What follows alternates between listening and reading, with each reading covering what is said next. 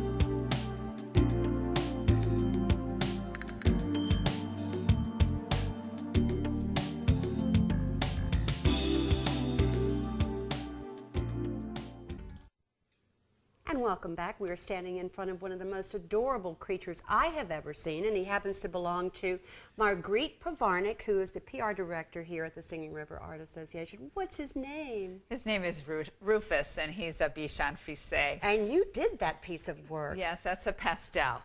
And he props his little head up on my husband's feet when he's watching television, and so I wanted to capture that image with the chalk pastels. Yes, I knew those weren't his paws. They had to be the paws of No, someone. well, my husband always wanted me to do a portrait of him, and I said, here you go, honey, this is your portrait, it's your feet. Tell me his name one more time. Rufus. Rufus, oh, Yes, right.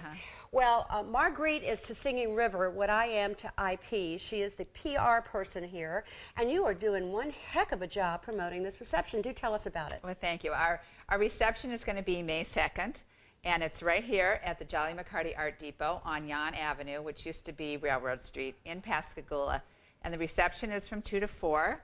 And we're going to have all kinds of goodies to eat and a lot of wonderful art. And all the art is for sale. And this is a juried show. And there's 142 pieces here for sale in all different types of media. We have photography, acrylic painting, oil painting, sculpture, drawing, pencil, pastel, watercolor, ceramics, mixed media. Wow. So anything that's not like an art and craft we have displayed here, and our judges here judging today for first, second, and third prizes. Our first prize is $750. $750. And wow. the second prize is $500, and the third prize is $250. This is an amazing show. I mean, I have stood in many art galleries thanks to Art Beat, and my interest in art just continually regenerates itself when I'm in here, especially. I mean, perhaps it's the old building, the old railroad depot, but y'all have found such a perfect location to exhibit this art. It is. Now, how many people do you expect on Sunday? Oh, probably at least 100. Now, is it free? Oh, yes, it's free. The gallery's free. It's a free reception on Sunday. Wow. Right, and we always promote teachers to bring their school children in for field trips here. We've had the senior citizens groups here for field trips. And we have a lot of sponsors, you know, like the M&M Bank. And yes, we're very familiar with M&M. We work with Todd Right, Trenchard through the Baco McCarty Foundation. IP just donated $200,000 to the foundation, and I understand that Baco is very kind to the Singing River Art Association as well. They are. We have a nice alliance, and Yeah. we are currently donating 30 pieces of artwork for the golf fundraiser that they're going to have May 6th and 7th. Yeah, we'll take a look at those pieces later on. But I have to say that after Katrina, as we all talk about, which was one of the motivations for doing Art Beat, we realized that the artists did not have a forum. So when we come and do things of this nature to promote the art on the South Mississippi Gulf Coast, we want to make sure that you are aware of all the beauty that is down here and right in the fingertips of all these wonderful, crafty, artsy people, right? Right. It's a wonderful place. I've lived here 6 years, and it's so stimulating to live here that you just want to take pictures and paint everything that you see on the coast. Now, PR spin aside, which is hard for both of us to do on occasion, but what do you believe in your heart of hearts, as an artist yourself, that art does for a community? Well, I think it's just like any culture.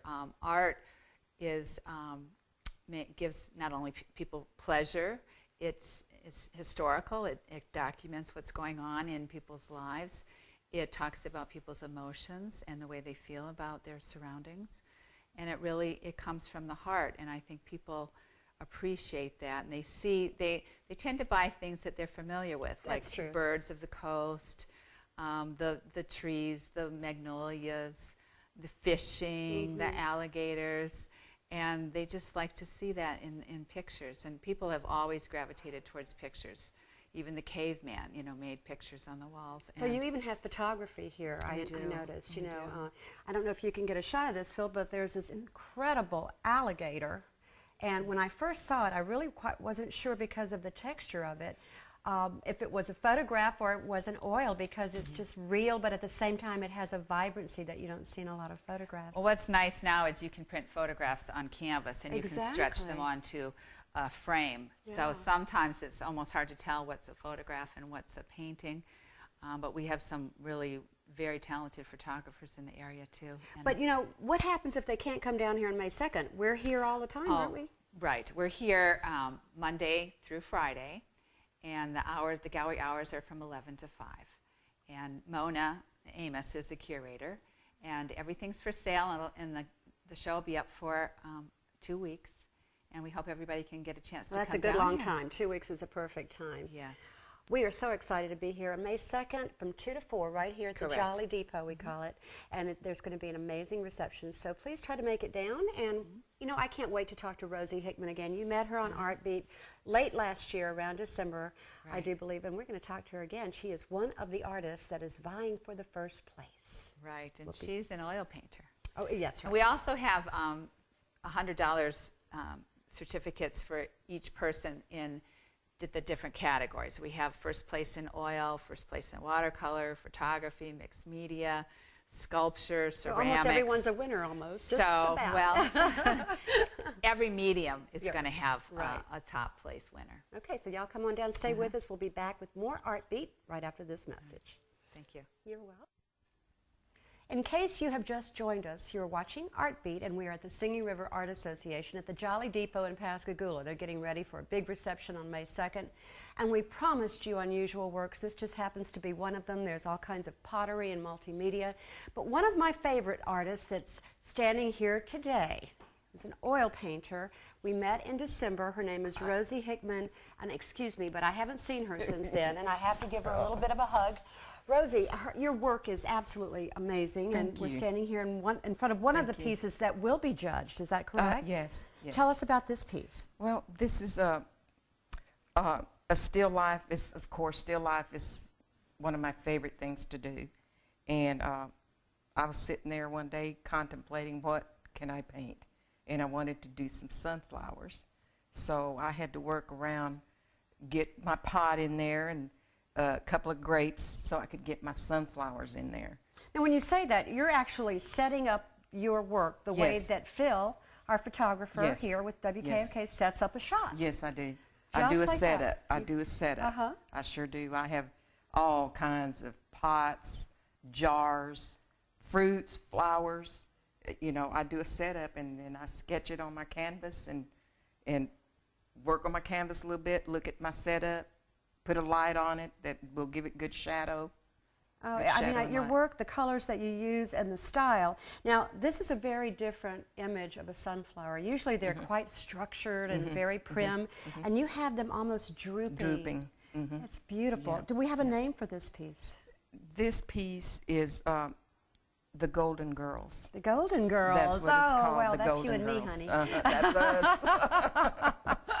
Well, it is gorgeous. I know that you're very excited, but I have to say that when Rosie and I first met, and you probably know this if you saw the December show, that Jennifer, the beautiful Ballerina. dancing ballerina, was my favorite, all in blue. So blue seems to be a very popular color with you. Let's go and take a look at the Okay. next juried Okay, piece that let's you're go. going to have represented.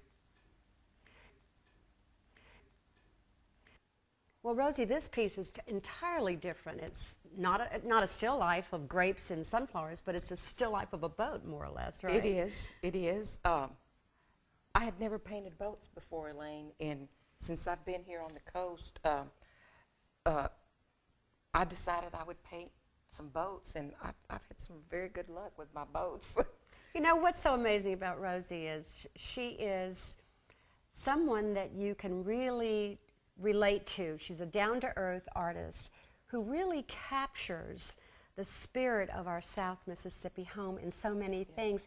And you're very humble about it. I mean, you know, you always say things like, I've got some pots and I've got some grapes, I'm going to set them over here, and it ends up being a Hickman masterpiece. This boat is the same. It is absolutely beautiful. I really like, this is more of a, this is an old boat because it's just got the two masts. So this is an older boat because most of them have 3. Yeah, right.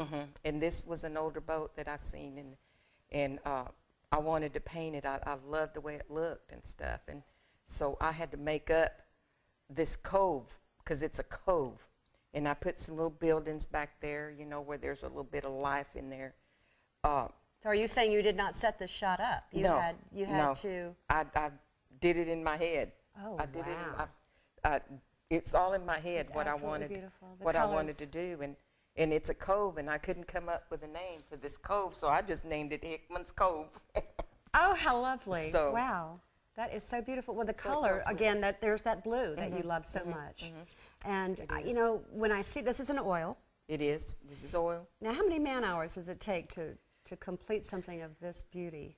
This took me, I think it took me a couple of days Yeah. because I did it kind of in layers. You know, I let it dry and then go back into it.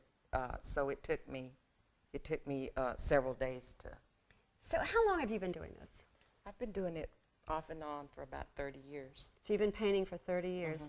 Did you realize way back when you were a mere child, That's when I started, when I was 11. yes, that you were able to create something like this? I would have never. Really? I mean, you know, when you're a mother and you come from humble beginnings, Mother of 6, by the way. and mother of 6, and I had to stop off and on to deal with my children and stuff, my family. And it's just something that I was born with.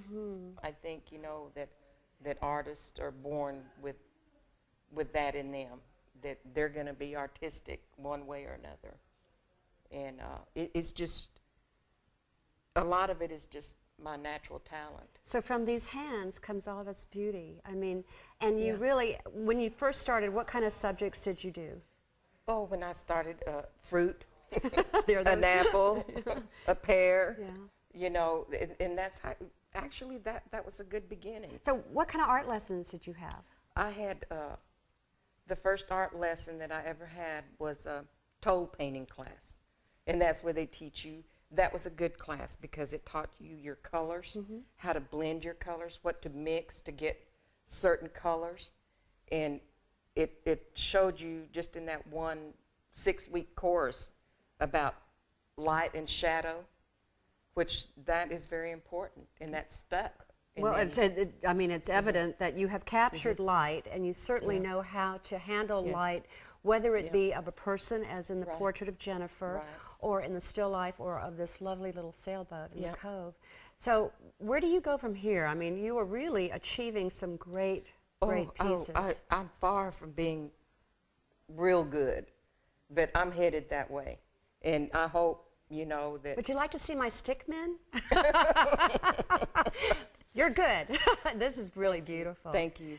Well, you know, you know that it's a fair painting, but me, I think that it could use a lots more work to it, you know. So you are your best critic and your worst, Worst critic. critic. And so now, I know that the show is coming up on May 2nd here at Singing River Art Association, as we said, but what have you got underway now? What kind of projects are underway for you? Well, I just did a 2-day workshop with an artist in Alabama because I want to loosen up.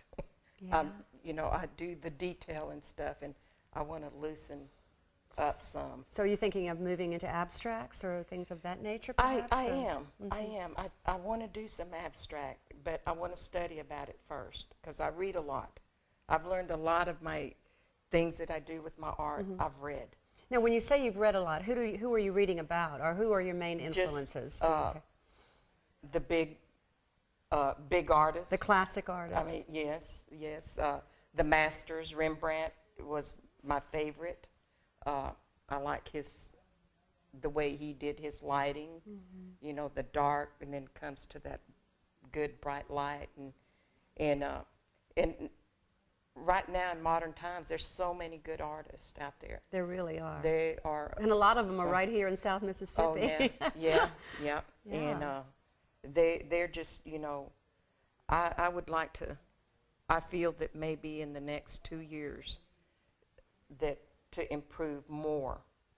So it's a constant work in progress, not unlike the canvas itself, Right, you know. right. But what I'm looking at is something that reminds me of, has an impressionistic kind of feel to it. Are you influenced in any way by people like Monet or Degas? Yes, people I am. Like that? Yes, yeah. I am. See, Yes, I think it's just so beautiful. And the way that you frame the painting, it would be lovely without that lovely frame, but nonetheless.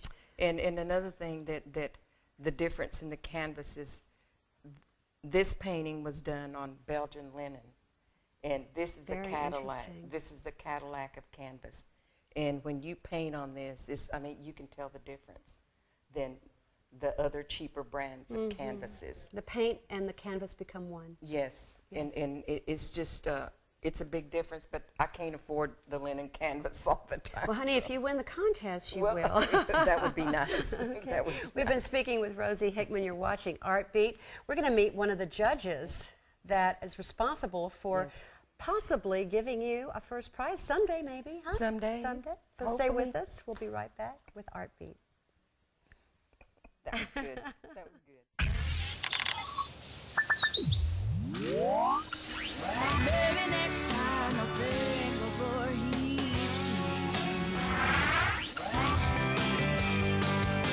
Welcome to the future.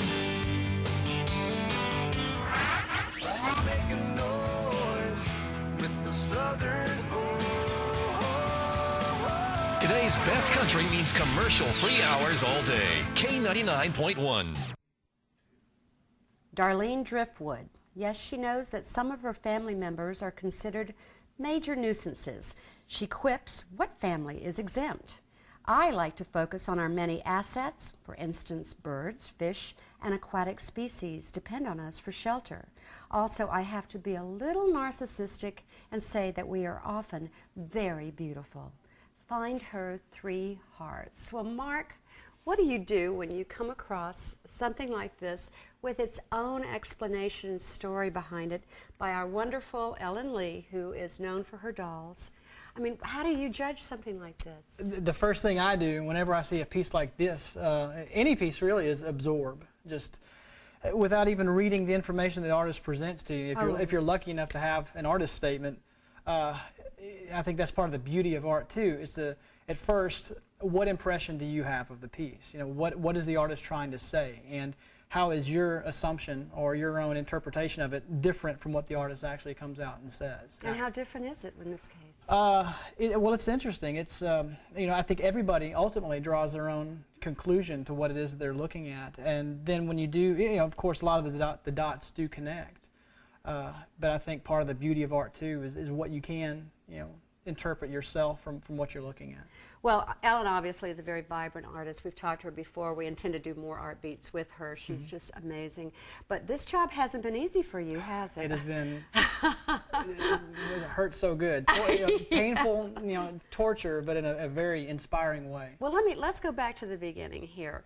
You walked into this room. I mean, I know the feeling I get when I walk in here. I just get chills and I feel like all of the paintings are speaking to me. How do you feel? The same way. It's, you know, it's overwhelming, you know, when you first walk in and you see the breadth and width of diversity amongst all the pieces that are on exhibition here. And then to try to make any kind of decision as to, you know, what is the best? Is there the best? You know, it's really hard to make those decisions. And I think part of what I do as a judge too is to award the diversity. There's so many things I like to look for in the pieces, and then which pieces ultimately strike you, which ones grab your attention and hold you, and make you try to interpret what it actually tries to say. It's been a challenge. It's pretty difficult. Your qualifications now, you're a teacher. That's right. So tell us a little bit about that. I received a Bachelor of Arts degree and a Master's of Fine Arts degree from Mississippi State, and stayed on at Mississippi State and taught there for 7 years in the art department. I've got real-world experience in graphic design and multimedia design, and having done that for a few years, got back into teaching, and am the 2D arts instructor at the Jackson County campus of MGCCC, and just absolutely love it. It's such a fantastic place to be. We've got a great job. Are we coming, are there many artists coming into the world now in your classrooms? Yes. Are you seeing some talent there? Or? I think it's, I don't want to say it's the same anywhere. I can only speak from a limited, experience of my own, but it's fun to cultivate that. That's my job as a teacher. How wonderful! It really is. It's I think art is one of those. It's an avocation. It can be an avocation, and it's also something people do, simply for the sheer joy of it. When you, as a young impressionable student, you have to make you have to justify why you're going to do it, and it's fun to see the talent come through our doors and help nurture that and give them the motivation they need to either follow through with it or to try something new. I commend the junior college system for even having a program of that vitality within its curriculum, because a lot of those art programs are getting cut. And when you hear about that, I mean, it's got to be as painful to you as seeing an artist not be able to paint. It is, and I think that's one of the luxuries of well, I don't want to say it's a luxury just yet, but with the economy being what it is, exactly. With people coming back to school to learn new trades or skills or money-making trades and skills. Exactly. and on the flip side of that too, still doing it for the sheer joy of it. That's right. It's motivating for me to see, and then there is a need for it. I think there's always going to be a need for it, and fortunately, we're strong. We can carry on with it, and there's a lot of strength and energy behind it. Yeah, well, I salute your leadership. Thanks. for keeping that going. Now, what is it that you tell your students about what art gives back to the world? Yeah, it's funny because it's what we teach there. What is art? How do you define art? What can it contribute? Why is it important? Why do we have it? It's something I experience every day, and then just the chance to walk in and see something like this, it's the sheer joy you get out of it, the thrill you can get from somebody else's creativity, the way that they can interpret and see the world. It's new and it's fresh and it's timeless. That's the word, isn't it? Yeah, absolutely. It's timeless. Yeah, sure. It doesn't matter where we see these paintings in 10 or 20 or 30 years, they will mean something to someone somewhere. Yeah, you can live on through your art, and no matter when it was created or who created it, it still speaks. It still has a voice. Does anything come from these magical hands? On occasion, when I'm not teaching. Yeah. So tell me about your art. I'm a student myself. I think all artists are continually students. You never quit learning, and I think that's why I love teaching so much, is because I get an opportunity to learn from my students as well. I tell them, art is unlike, let's say math, for example. 1 + 1 is 2 only once. And you never draw the same drawing, you never paint the same painting twice.